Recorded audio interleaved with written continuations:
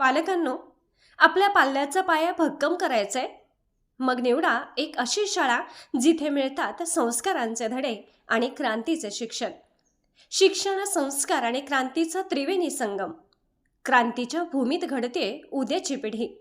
क्रांतिसिंह नाना पाटील बहुउद्देशीय सेवाभावी संस्था संचलित जिजाऊ ज्ञान मंदिर pre primary English school Ishwarpur येथे केवळ पाठांतर नाही तर बालवयातच शिक्षण आणि संस्कृतीची बीजे रोवली जातात.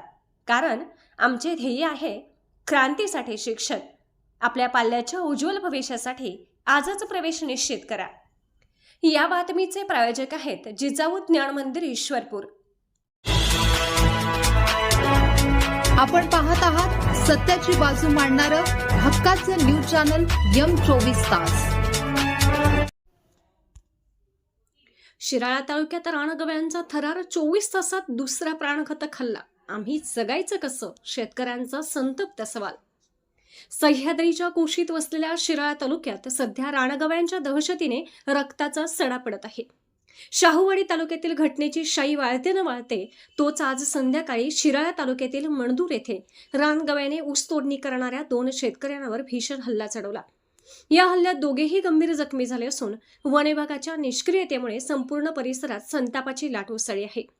आज सकाळी 9:30च्या सुमारास मंदूर येथील पारधी चामाळा परिसरात शेतकरी लक्ष्मण तातोबा माने वय 45 आणि बंडोपंत विष्णू पाटील वय 40 हे ऊसाच्या शेतात कामात मग्न होते. यावेळी दबा धरून बसलेल्या रानगव्याने अचानक त्यांच्यावर झेप घेतली. लक्ष्मण माने यांना गव्याने शिंगावर उचलून जोरात जमिनीवर आपटले. यात त्यांच्या मांडीला गंभीर दुखापत झाली असून शरीरावर अनेक ठिकाणी जखमा झाल्या आहेत. तर बंडोपंत पाटील यांच्या चेहऱ्यावर गव्याने धडक दिल्याने त्यांचे जबडे हल्ले असून त्यांना गंभीर अंतर्गत मार लागला आहे. हल्ल्यानंतर ग्रामस्थांनी तातडीने दोघांनाही मणदूर प्राथमिक आरोग्य केंद्रात दाखल केले. मात्र प्रकृती चिंताजनक असल्याने त्यांना पुढील उपचारासाठी कराड येथील कृष्णा हॉस्पिटलमध्ये हलवण्यात आले आहे. अवघ्या 12 तासांपूर्वी शाहूवाडीच्या शिवाजी चिंचोलकर यांच्यावर अशाच प्रकारचा हल्ला झाला होता, ज्यात त्यांचे पोट फाडून आतडी बाहेर आली होती.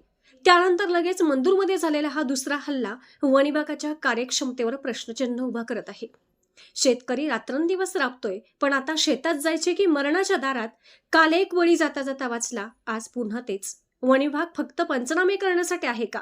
आमच्या सुरक्षिततेचं काय? वारंवार होणाऱ्या हल्ल्यांमुळे शिराळा चांदोली पट्ट्यात शेतकरी शेतात जाण्यास घाबरत आहेत. जखमींना तातडीने मोठ्या शहरात हलवावे लागत असल्याने उपचारात वेळ जात आहे.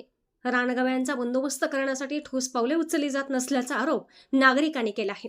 आता तरी सरकार जागे होणार का, की अजून एखाद्या मोठ्या अनर्थाची वाट पाहणार? हाच प्रश्न सध्या सांगलीचा बळीराजा विचारत आहे.